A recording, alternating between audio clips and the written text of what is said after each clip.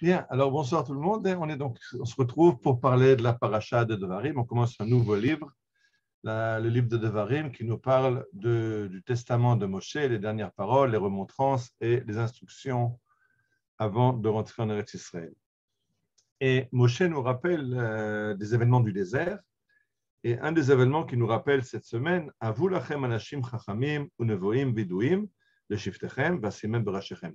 Choisissez des gens qui ont les qualifications requises, et j'en ferai de vous des chefs, des juges pour vos tribus. Et là-dessus, le Midrash dit la chose suivante. Vasimem beroshechem, je les mettrai à votre tête. Va'ashamam ktiv. Si on regarde comment est marqué le mot va'asimem, je les placerai à votre tête, il aurait dû avoir un yud. Mais quand il n'y a pas le yud, on peut lire le mot va'ashmam berashechem. La responsabilité en retombera sur vos têtes. Alors, de quoi s'agit-il? Amar lahen Moshe. Amar Rabbi Yoshua ben Levi. Rabbi Yoshua ben Levi enseigne. Amar lahen Moshe, imatem nishma'im lahem, ashmat lalui berashechem. Lema davar domé. Si vous n'écoutez pas ce que vont dire vos chefs, alors vous serez responsable des conséquences. Vous serez tenu responsable des conséquences si vous n'écoutez pas ces chefs que je vous ai donnés.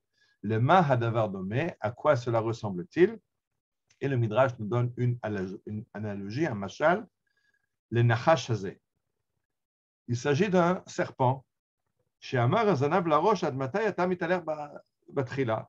C'est un serpent dont la queue en a marre d'aller toujours derrière. Et donc la queue s'adresse à la tête du serpent et dit en a marre, je veux moi aussi aller en avant et diriger la marche de notre corps. Et alors la tête répond à la queue, ben vas-y, tu veux diriger, tu veux être en avant, vas-y. Amar lo lech, vas-y. Halach ou matza guma shel ma'im, ishlicho letocha.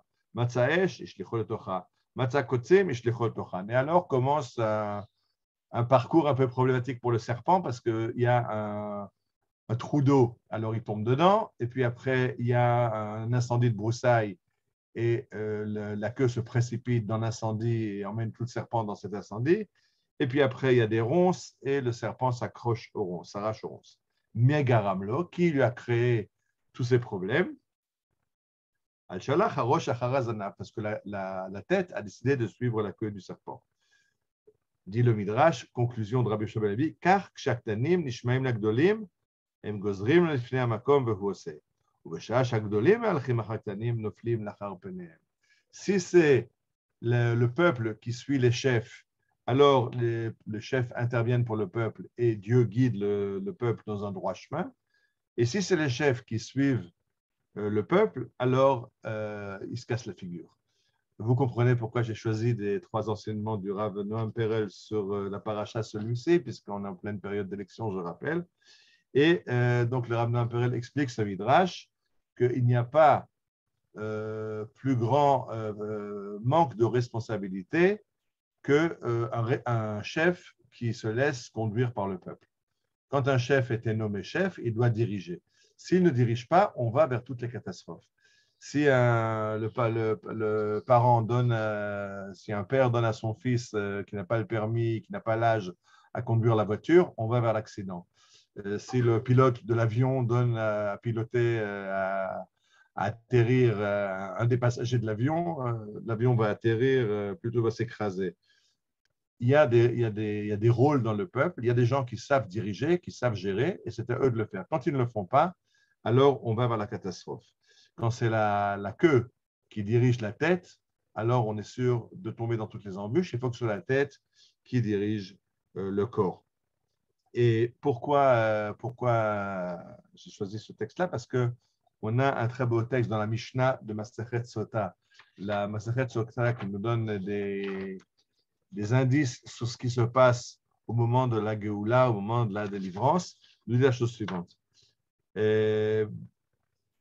Au moment de la Géoula, Bikveta de Meshicha, quand la délivrance, quand la fin de l'exil arrive, Ben Menabel Av, Bat Kama Beima, il y a beaucoup de catastrophes, Kala Bechamota, Oyavi, je ne traduis pas, Pne Hador ki Pne Hakelev. La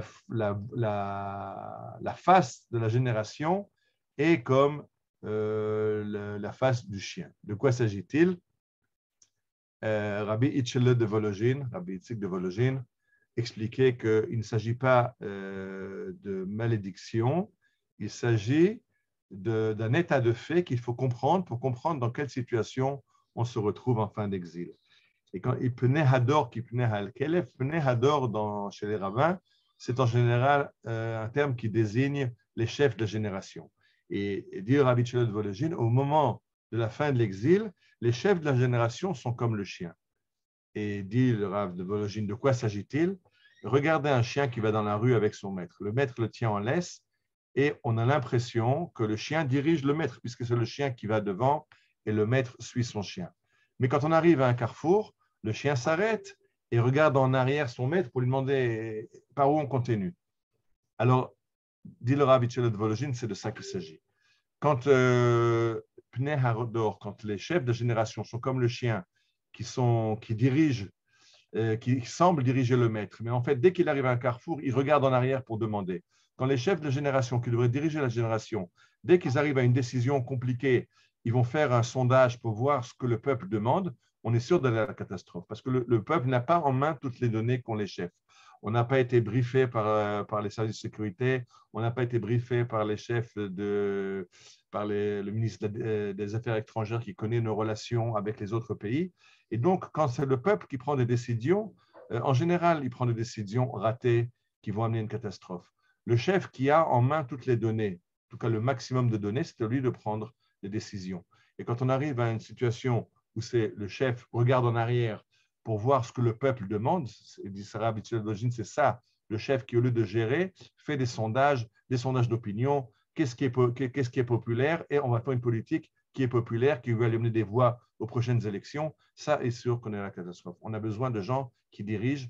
On a un programme de Dieu qui ramène le peuple d'Israël sur sa terre, un programme de Dieu qui reconstruit l'État d'Israël, un programme de Dieu qui nous fait vaincre nos ennemis et retourner. On a commencé en 48 avec une petite partie de la terre. On a après reçu à la guerre des 6 jours la Judée, Samarie, Jérusalem. On a construit, on s'est développé. Il y a un plan. Alors, il ne faut pas regarder en arrière et voir ce que les gens demandent. Il faut savoir quel est le plan et diriger le peuple en fonction de la réalisation de ce plan. C'est ça que nous apprend la Torah dans ce rappel de Moshe. Rappelez-vous que je vais vous nommer des chefs et c'est aux chefs de prendre la responsabilité et de diriger le peuple. Si les chefs n'ont pas la carrure et qu'ils regardent tout le temps en arrière, qu'est-ce qui est populaire, qu'est-ce qui n'est pas populaire, alors malheureusement, comme le serpent qui rentre dans le trou d'eau, qui rentre dans l'incendie, qui rentre dans les ronces, on risque de se frotter à pas mal d'épines sur le chemin de la Géoula. Shabbat Shalom et Bezrat Hashem à la semaine prochaine.